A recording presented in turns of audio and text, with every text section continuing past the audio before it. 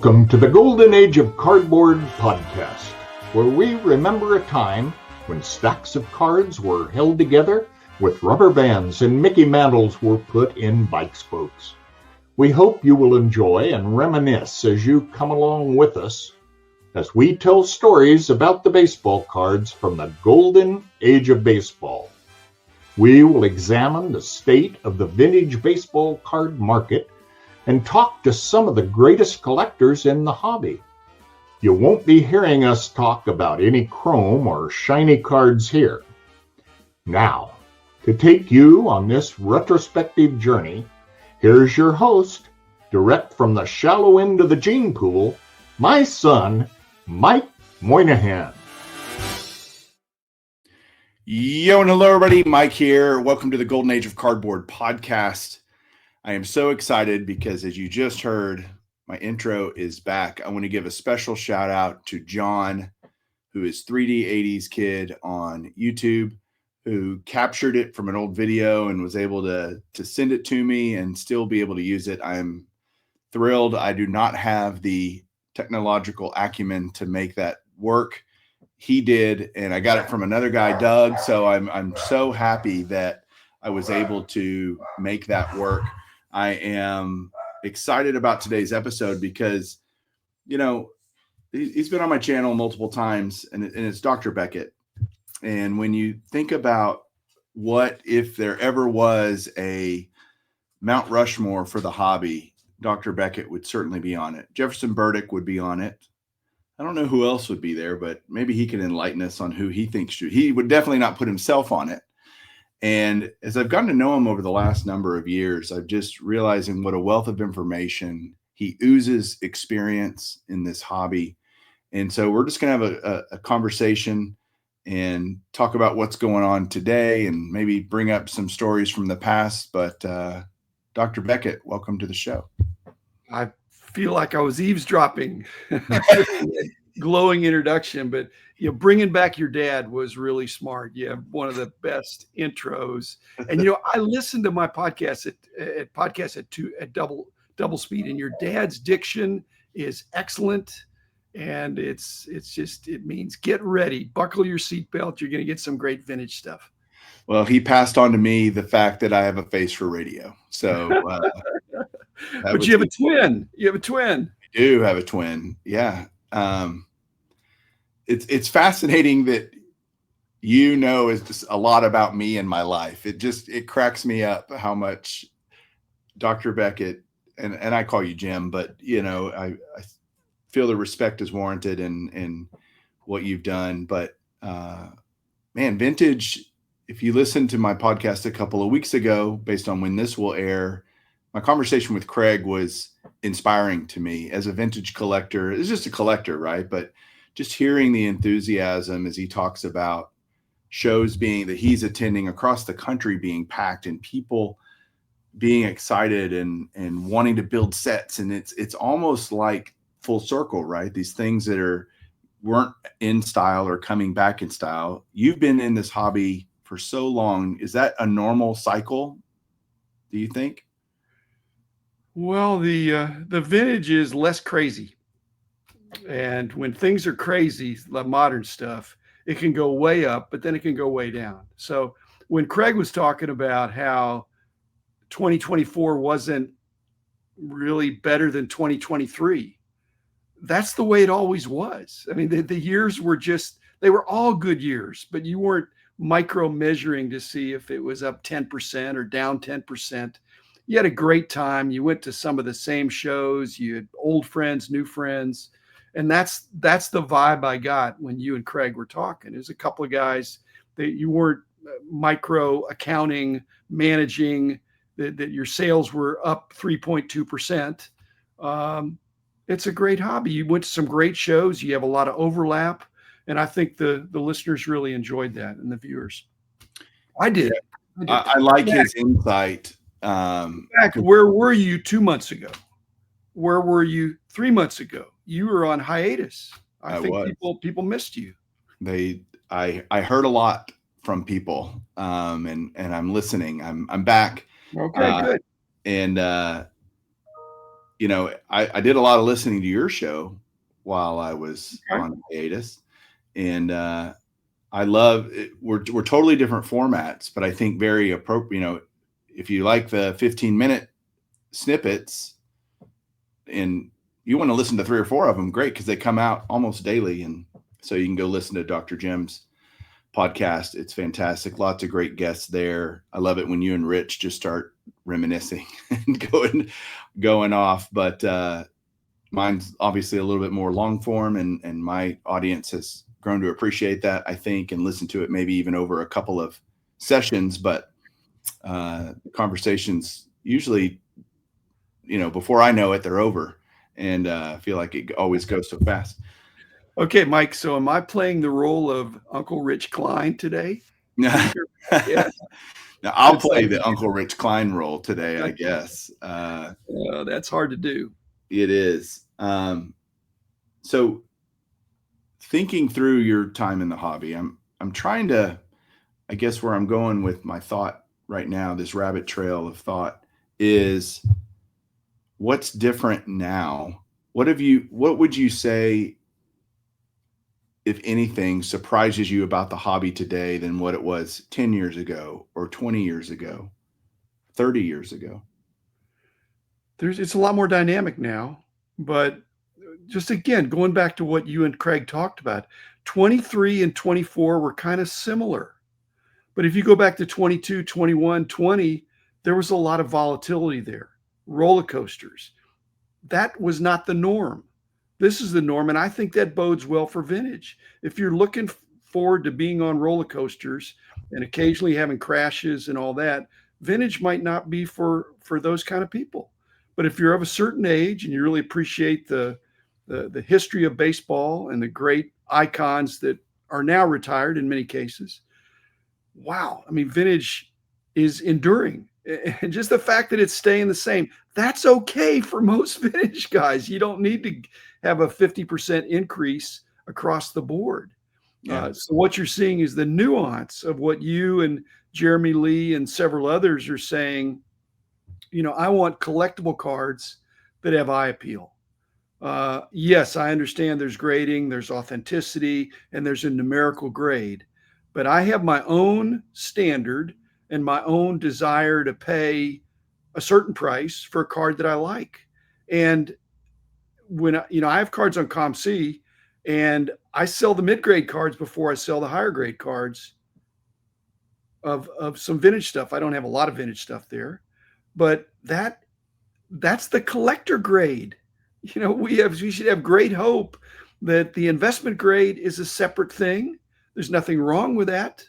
But the collector grade is the bread and butter.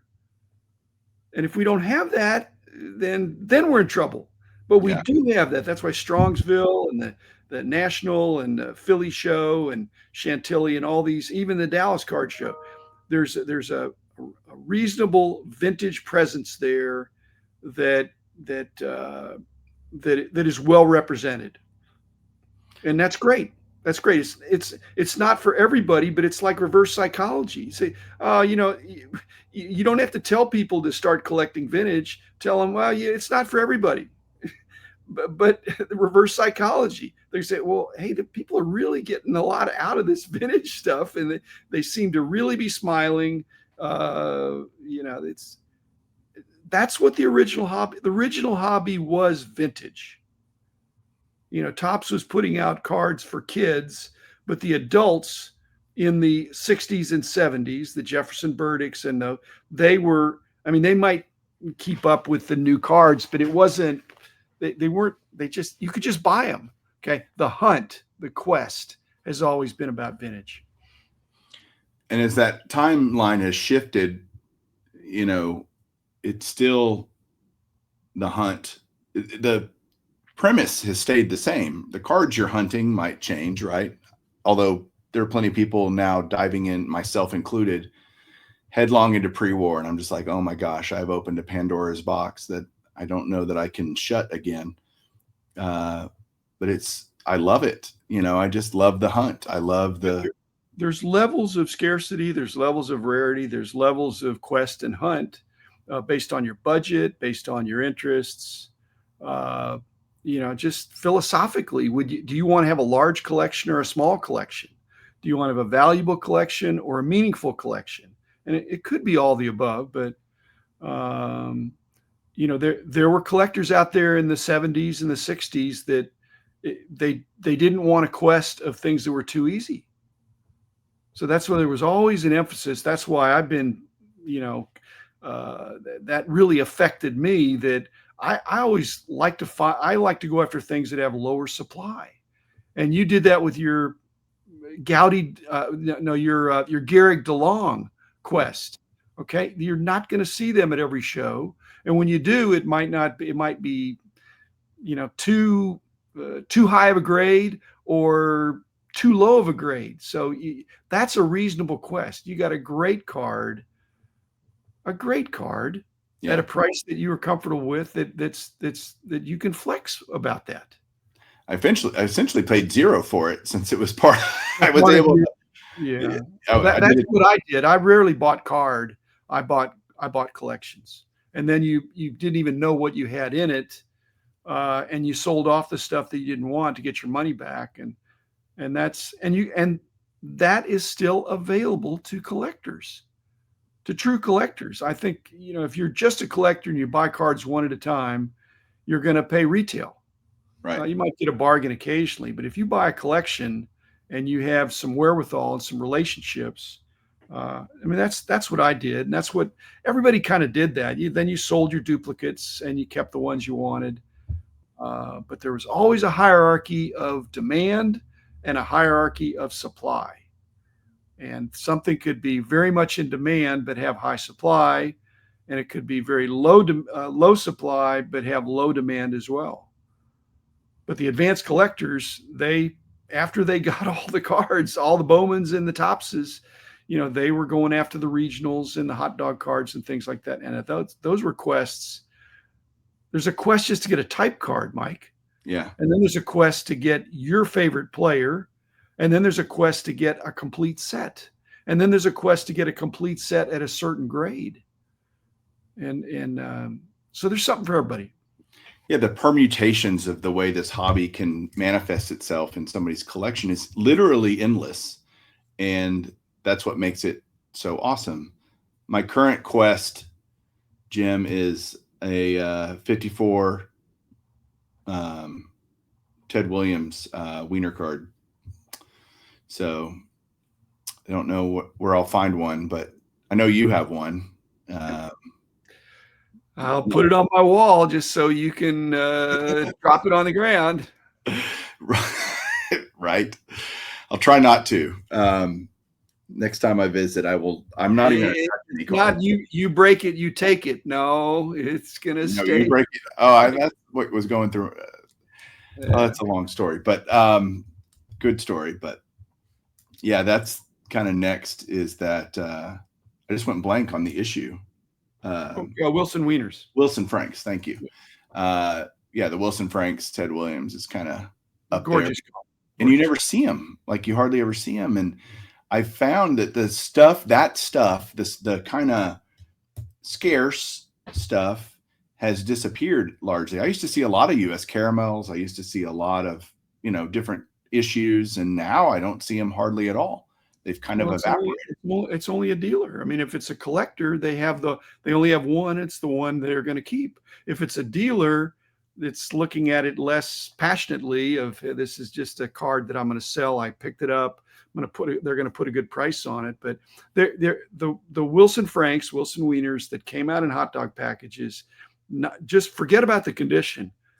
The supply of those is probably 1% of the 54 tops Williams. So, which makes it to me. So you can't even account for that in terms of the price. So it can't be 100 times more valuable. There aren't 100 times as many people wanting it. So the demand's not the same. Actually, demand would be incredible if the price was the same. Right. We'll line up the two. But if the Wilson Franks card is 10x, because it's 100 times more rare, if it was 10x more, a higher price, for the equivalent condition, you got 1,000 to 10,000. I think that gives some people pause. But by scarcity, it could still be a good deal. Yeah. I want to talk to you about shows for a second, because I have a fundamental theory that from my own personal experience when I was a kid, card shows are essentially the same as they were back in the 80s when I was going to my first card shows. And you got guys set up, they got a table, they got some display cases and boxes, and there's cards, and you get to thumb through them and pick some out that you might want to add to your collection. Is that been true even before that? Like, do you remember the first card show you ever went to? Yeah. I mean, the only difference is that you have full-time dealers now. Back in the early 70s, it was collectors getting together, more trading, selling off their dupes, and actually the currency, they would prefer a trade as opposed to selling. And so, but all the other dealers, it was more of an honor system. You could get up from your table and go over across the room. It wasn't as big, and say, hey, I noticed this. Can you take a look at my table? Is there anything you would be interested in? And so that it was more of a smaller fraternity, and everybody kind of knew everybody. Yeah. Yeah. So it got commercialized, and that was a necessary thing. And you had professional dealers. It's not that they're carnival barkers and, hucksters or anything. They have their wares. It's out there. Some of them are engaging with the public, some more than others. And then you had people coming out of curiosity. In the first shows in the early mid 70s, they weren't really coming out of curiosity. They were coming but it was a small group. They were coming because, hey, this is the only show that's going to be in this town this year. And they came, and the collectors knew there wasn't any social media, but your collecting friends, the word got out. When Gervis and I did that first show in Dallas, it was word of mouth. It was word of mouth, and it was folding tables. It was card tables that were squares, not even rectangles in some cases. Yeah, and you mentioned it was a small fraternity, which means the cards were more concentrated in fewer hands, I would guess. Yes.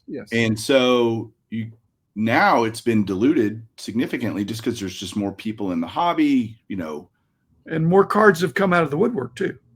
Right. So there more cards came out as the hobby got hotter and more increased awareness in the general public. Like, oh yeah, I have some of those, or Grandpa had some of those, or whatever. Those discoveries. Go ahead. One thing that stayed the same is that when people sold things back in the 70s and even the 80s, and even now, is that they'll sell things with, in the back of their mind, they know, I can replace this. If I really want this, it is my only one, but I'm selling something. If I really wanted to get another set of 69 tops, I can get one for a similar price if I'm selling my set right here. Okay. That's become not true in some cases in the vintage world and in the ultra modern world, that if you pass on this, or if it is sold and it leaves the premises, you may not ever see it again. And that's suggested an urgency that's, again, part of the dynamic element of the hobby that makes it exciting. Yeah. At this point in your hobby life, do you get bored? I mean, I see you at Dallas shows, and you don't look bored to me, but at the same time, I would get bored if I totally concentrated on vintage. I would get bored, because I'd be looking at a lot of the same cards, and the only thing I'd be thinking about is this a good deal, or did I used to have this card, or do I already have this card, or something like that. So, and that's the stuff that when I started the magazines and the price guides, it was really me, myself, and I for a while. Yeah. And so all that vintage stuff, I had to be the expert on that, and I was a dealer in it as well. So now I wouldn't get bored. I like looking at it, but I have my own stuff, and so that's why I kind of go again. I've created a new lane for me that is guaranteed to keep my interest because it's a learning experience going into things that I don't have as great a knowledge about. Yeah, I find myself, 40 something years into my hobby, 44 years, I guess. I'm not tired of it. I just seek a new challenge, if that makes sense. Well, you have to have a goal, and Yeah. you do have a goal, and you're one of the things that's endearing about your podcast is that even though you've been doing it a long time, you have goals and you set reasonable goals. You didn't say, I'm working on these 4 sets, so I'm going to knock them all out this year. You said, no, here's the order of preference. I think I'm going to really try to complete this one. The problem you have is that you get pretty close to complete just with Craig. So I think Craig might have been saying, I love being friends with Mike because we're buddies, but he's got a large inventory. Yeah. And I spoke with the podcast that'll air between Craig and this one, another friend who's literally got all these extra early 50s doubles that he's going to give me in a super great deal to fill my sets.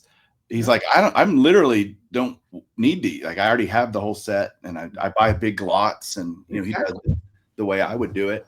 And so, yeah, but then I'll have another thing I want to go after, and I look forward to that. I enjoy the building of whatever project I'm currently on. And then I don't disparage the thought of, oh no, what happens when I finish? And it's also because I'm not in a hurry to do it. As you pointed out, I'm playing the long game of wanting to enjoy this hobby for the next 15, 20, however many years more God's going to keep me on this planet. So no hurry. It's not a problem, but I kind of did finish. Yeah. In the 70s. And so that's why it was fortuitous that all of a sudden my price guide interests and abilities, because I think I had educational training and experience. I was really blessed to be the guy on a mission that was successful. I worked really hard, but I would have been double-minded if I hadn't gotten all the sets before I did that, because then I'd be trying to do price guides with trying to finish my sets. But I already had all the sets that were in the magazines and not everything in the books, but I had everything that I really, really wanted. And anything I didn't want. So that really helped me, Mike, to not be walking around thinking, having any conflict, any unintentional bias that I really wanted to report the prices of what they were selling for. And so I had to quit. And so now I'm not going back to that, but I still love vintage cards. I love vintage cards. It's a fantastic perspective. And I hadn't thought about the need to be singular focused on pricing the cards and not acquiring new cards. The only new cards I got, I'd pick up a type card, because I wanted to be able to show in the almanac or in one of the price guides that this is what it looks like.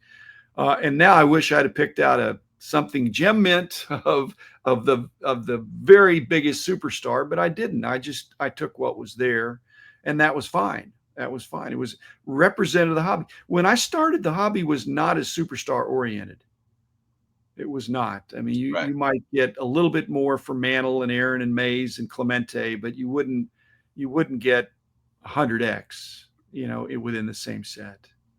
Speaking of that, you're now you got me wanting to ask a question about my childhood, is reading the Beckett monthly every month and looking at the different sets. And by and large, you had a type card most of the time, but there were times that you would skip sets to have a type card pictured under, you know what I mean? There would not always be a type card necessarily as there were more and more sets that you added to the price guide. Space was, at a premium. But what determined what card was pictured? Did you determine that? Did you pick that card? Originally, they were all my cards.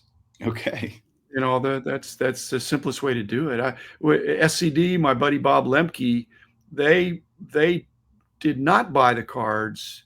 They took high res photos, Okay. which is fine. But I'm a collector, and I thought, you know what? I'm still going to be a collector. I'm not going to be a dealer or an investor, but I'm going to buy the card, which actually turned out to be amazing, because when we started the BGS and the grading, we had all this library of stuff where we had the real card, not a photo of the card, but a real photo of the card. And some of these counterfeits back in the 80s, you could tell by feel, not so much by smell, but by feel, by the card stock, because there weren't as many. I don't know. I guess she had a jeweler's loop and things like that, but you could just feel. You just feel one. So having the original card, even one type card, was enough to say, you know what, this you have the real $100 bill and the fake $100 bill. Get familiar with the real one. Right. Yeah, I think it's not knowing the fakes as much as knowing what the real card's supposed to feel like, and then everything else that isn't that is automatically deemed, at least, yeah, inauthentic, ideally. What was the picture you had on the DeLong set? Was it the Gehrig that you had pictured on the DeLong set? No, because I don't have it. I've told you that's a card I never owned. I either was an underbidder or it never was available in a collection. So I maybe had some other guy, but I had a type card for DeLong. Yeah. Very thin. When I was going for DeLong, my priority was finishing my Gaudi set minus the Lajoie. And I've said I was the underbidder on a Lajoie too, but my dad had a bunch of Gaudis and I finished his set. So it's mixed condition, but there's some good ones in there and there's some twos, but there's still amazing cards. On behalf of my dad, I just think that is so cool that cards in the 30s came out and they're still around. And it's suspect if something's an 8 or a 9. How can that even be? Right. But I think there's been a surge of popularity in those 30s cards. It's been fascinating to watch. Between, obviously, you've got the 2 years of Gaudis, 32, 33, 33, 34. Then you've got, to me, a very underrated set is the Diamond Stars set. Yes. And in fact, I'm doing an entire episode, a deep dive into Diamond Stars, because I think it's I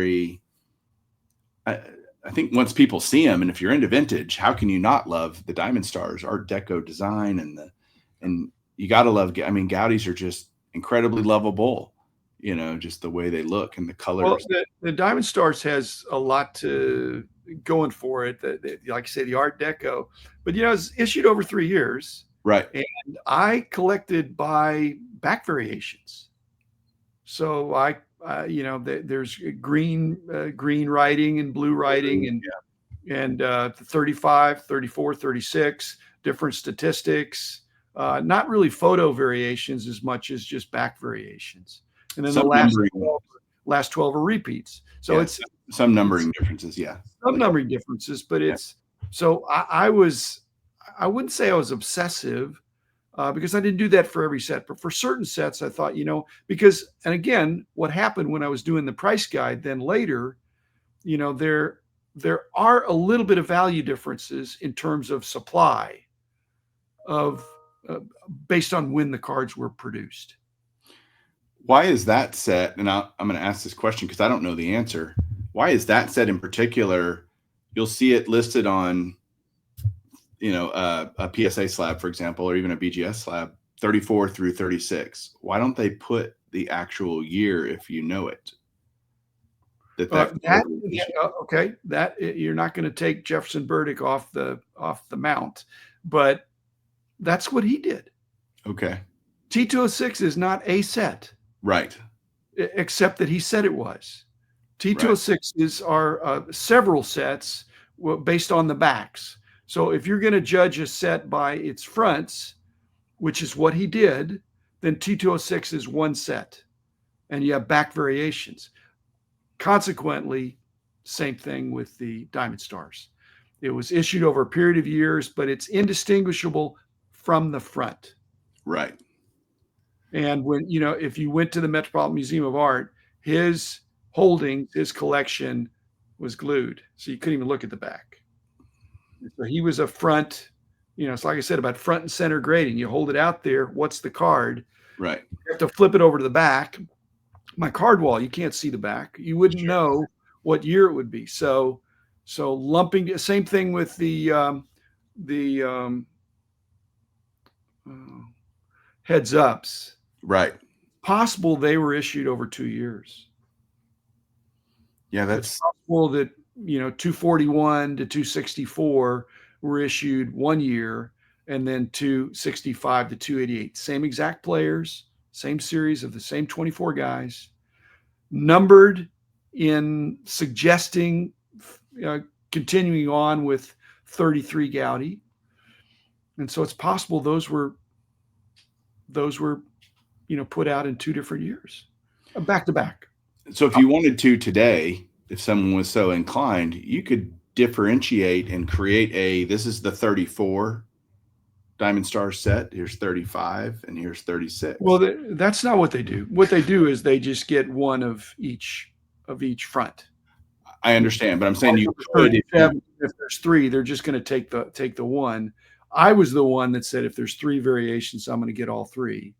And it surprisingly wasn't that hard to do as long as you found them, because there wasn't a big premium. The premium was for the last 12. Those were the ones that were recognized being a lot tougher, and they were repeat players. As in my collecting of the set, I'm not even concerned about what particular back is. I mean, I just want one of. That's what most people do. No, that 9 out of 10 collectors, that's what they do. It's like master set. It's same thing with 48, 49 Leaf baseball. Is it a lot of people think that 49 cards, I'm complete. I'm not talking about the short prints, but if you go for the short prints, you go for the variations, then you go for the color variations. And I did that too. There were a few sets I pulled out and I thought, you know what, I'm gonna go after it. And I wasn't the only guy. If I'd have been the only guy, there'd have been no competition. Right. But I was not only not the only guy, I was probably the last one in, because John Ramirez was already there ahead of me, Bill Mastro, some of these guys, Robert Lifson, guys who were advanced collectors that knew what was scarce and knew what was good. Yeah. Could you name 3 or 4 cards, and I assume the Lajoie would be one of them, that you've never owned that you wish you did? Well, the other question is, if I did, would I still own it? I mean, you open up a pack, modern pack, and you get a $10,000 card. For most people, it's not, oh, wow, that's going to go in my collection. For a lot of people, is, hey, that's $10,000. There's a lot I can do with that. Sure. And I want to be, the best marriages are honest and not just not telling lies, but that your wife knows what's going on, and you can't hide that. I just got a $10,000 card, but we're not going to use that for baby formula or diapers for our little child. So that's the problem when you get something that's very valuable. So if I would have had the Lajoie, so this is my roundabout way, or I'd won the Wagner, I don't know that I'd still have it. Yeah. A lot of life went by, and same thing for you. A lot of life goes by and you think, I got this card. It's probably too valuable to keep at home. It's too valuable to show people. Now that there's grading, it can be slabbed and protected, but you're going to have it at the bank. And so I kind of made a decision after I lost a few times. Maybe it's sour grapes. I just thought, these $10,000 and up cards, I'm just not going to go there. There's not going to be any temptation. I'll buy hundreds of dollars of cards and $1,000 cards sometimes. But the $10,000 cards, I'll let other people bid those up. But I guess I'm talking now to the collector, Jim Beckett, not the practical. Even then, I bought collections and I spent big bucks on collections, but I was getting a discount because I was buying so much. I was buying complete sets of stuff like that. and again, when I was a collector, yes, I would only sell the duplicates. Right. But then when I started the company, and this is what I'm getting at, when I started the company, in order to not borrow money to start a company that I had a tiger by the tail, I sold a bunch of my sets. And now it was unwise even to sell them as sets, because now we can see the break factor and grading. Now if it's a mixed condition set, then people want to pay according to what the worst, if there's some bad cards in there, instead of looking, hey, there's some really good ones in there, there's a few bad ones. Right. So I sold too soon, but it allowed me to have some breathing room in starting a company and being able to reinvest and not be thinking I got to take a bunch of money out. I've got to feed this engine, that's this price guide company, and make sure that it gets off the ground. And that was more important to me than holding on to cards. Now, I will say this again, I'm thinking through this.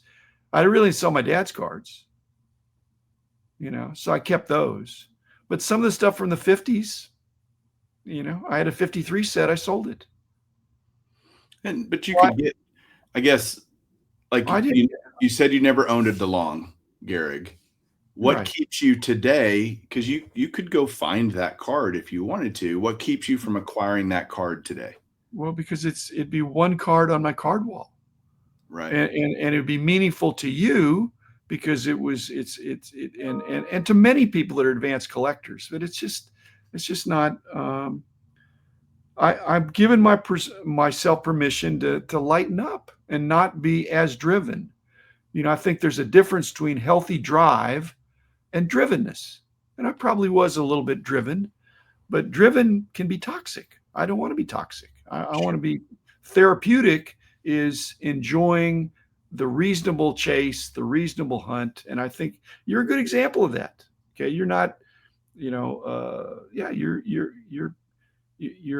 measured. It's when you get out of control, that's an addiction. So I'm not addicted. Was I ever? I don't think so. But usually the person is not the one that says whether they're addicted. It's your friends and family that say, hey, Mike, you got to. Yeah, my wife would argue with that. I'm saying, supposition. But I mean, she's more of a barometer probably than you are right. of that. And my wife is too. And I want to be sure that I'm on the right side of the equation there. So that's, but I probably wouldn't still own those cards, Mike. And I also have a rule that if I've ever owned it, I don't think I want to buy it back.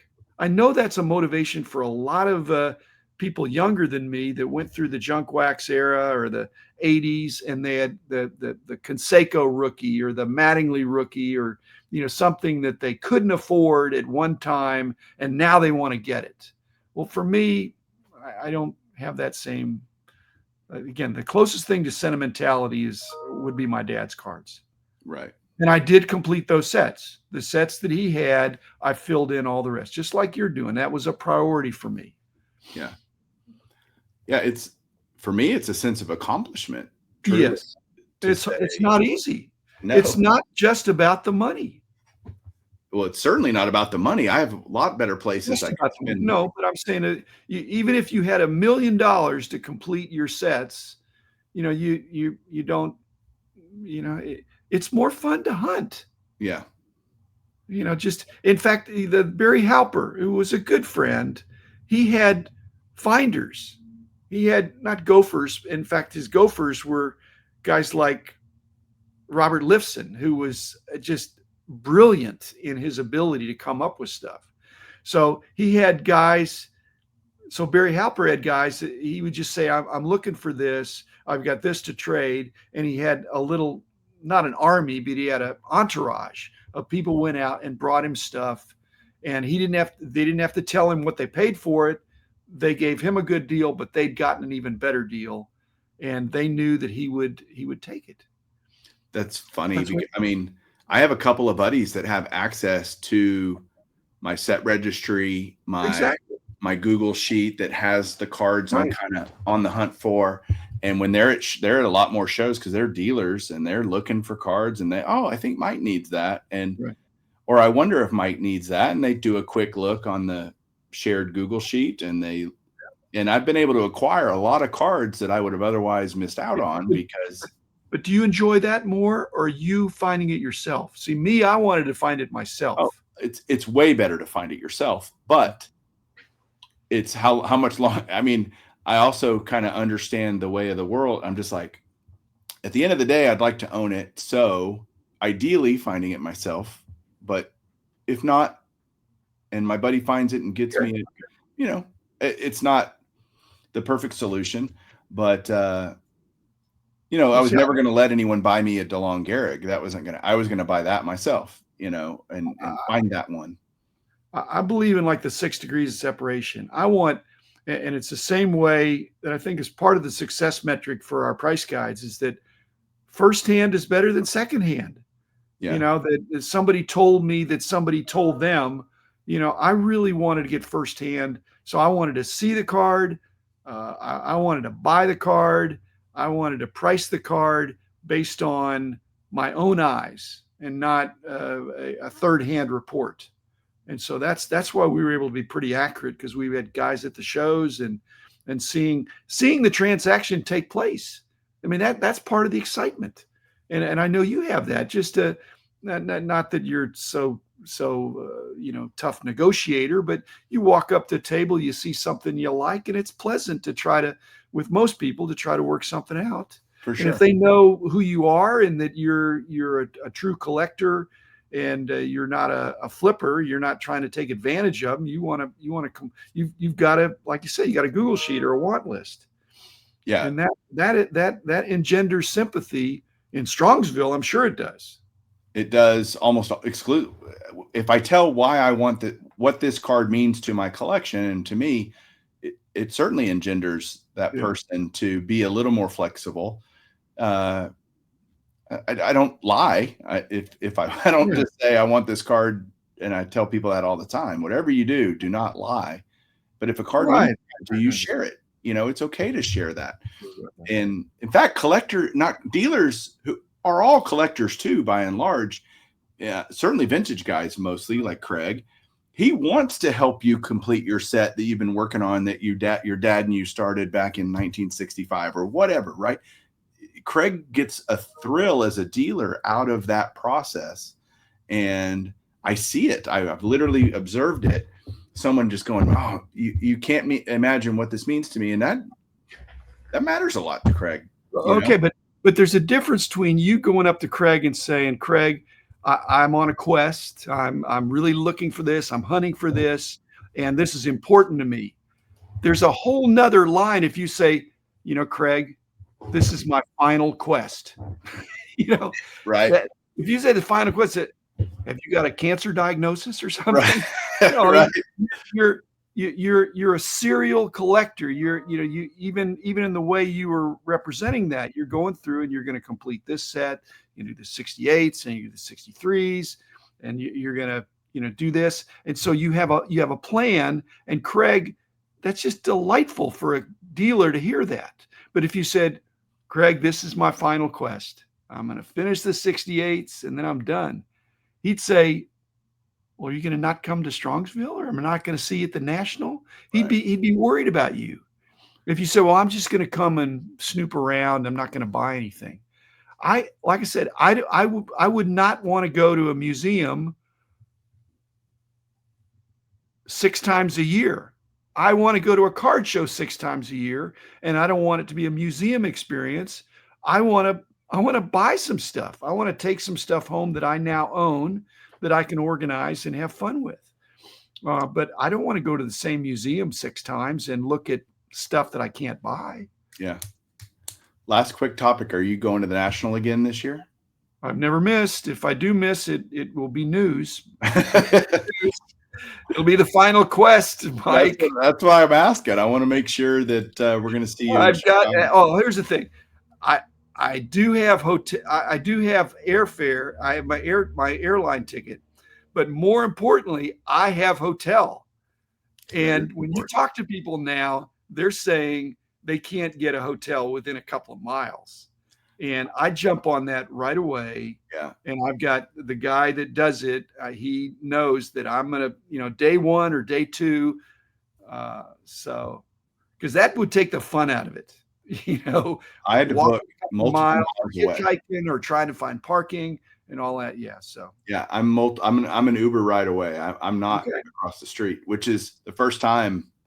Well, It was crazy. I was like, "Are you kidding?" it's probably an indication that it's going to be a big crowd, It's going to be a big crowd. I'm because the excited. people that stay close by are serious. Yeah. Are serious. Are you going to go to Strongsville? Do you ever do Strongsville? No, I used to. I did all the early ones, and Yeah. I knew the original promoters, and that was a lot of fun. But again, I'm not really a vintage buyer now. I have enough vintage. When I sold my set, oh, by the way, when I sold my sets, I still kept a few. Sure.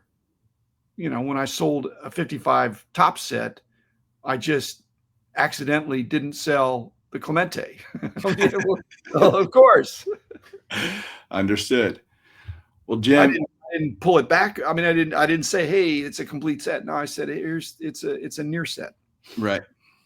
Well, this has flown by. I know you got places to be, as do I this evening, but I really appreciate your time, and just such a joy to talk to you and just talk cards. And I'm grateful for your friendship. So thank you.